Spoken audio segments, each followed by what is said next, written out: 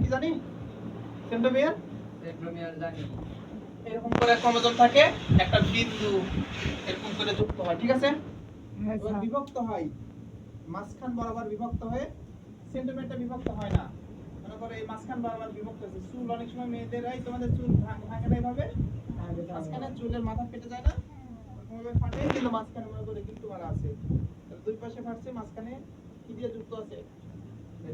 সেন্ট্রোমিয়ারটা যুক্ত আছে, বুঝতে পারছিস? মাথা যখন ফাটে তখন কি হয়? দুভাগে বিভক্ত হয়ে দুটি ক্রোমাটিড উৎপন্ন, কয়টা ক্রোমাটিড উৎপন্ন করছে? দুইটা। একটা দুইটা, তাই কি না? হ্যাঁ। এটা বলে ক্রোমাটিড। আচ্ছা, ক্রোমাটিড গুলো সেন্ট্রোমিয়ারের সাথে লেগে থাকে ও পরস্পর সমান্তরালে থাকে।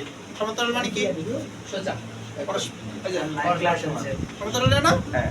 আচ্ছা, প্রাণী কোষের ক্ষেত্রে সেন্টিউল দুটি কেসে পোস্ট করো চ্যানেলে। প্রাণী কোষের ক্ষেত্রে সেন্টিউল দুই ভাগে বিভক্ত হয়। আচ্ছা, উদ্ভিদ কোষে আর প্রাণী কোষের মধ্যে, প্রাণী কোষে স্পিন্ডল যন্ত্র তৈরি হয় না, আর উদ্ভিদ কোষে স্পিন্ডল যন্ত্র তৈরি হয়। স্পিন্ডল যন্ত্র মা কোয়াকৃতি, আর সেন্টিউল তৈরি হয় প্রাণী কোষে, ঠিক আছে?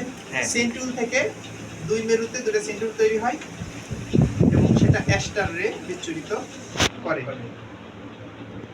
এটা সুন্দর করে করতে হবে, হ্যাঁ? আচ্ছা, মেটাফেজ বলবো। আচ্ছা, আমি যে বললাম যে প্রো মানে আদি মানে শুরু, আর মেটা মানে অ্যাকচুয়ালি মেটা না, আমি বোঝার সাথে বললাম মেটা মানে হচ্ছে মধ্যভাগ না, বললেন আমি বোঝানোর জন্য বলছি। বুঝতে হবে যে এটা মোটা দশা, আস্তে আস্তে মেটাফেজ দশা সবচেয়ে মোটা দেখায়, কিন্তু মেটা শব্দের অর্থ কি? আদি মধ্য। মধ্য। হ্যাঁ, তাহলে প্রো মেটাফেজ মানে কি? আদি পূর্ব মধ্য দশা। মেটাফেজ মানে মধ্য দশা, বুঝতে পারছি? হ্যাঁ। আজকে স্যার আপনি নোবেল পাইছেন। শুরুর দশা কেন? আমি আগেটা খুব ভালো স্যার। হ্যাঁ স্যার। সব কষ্ট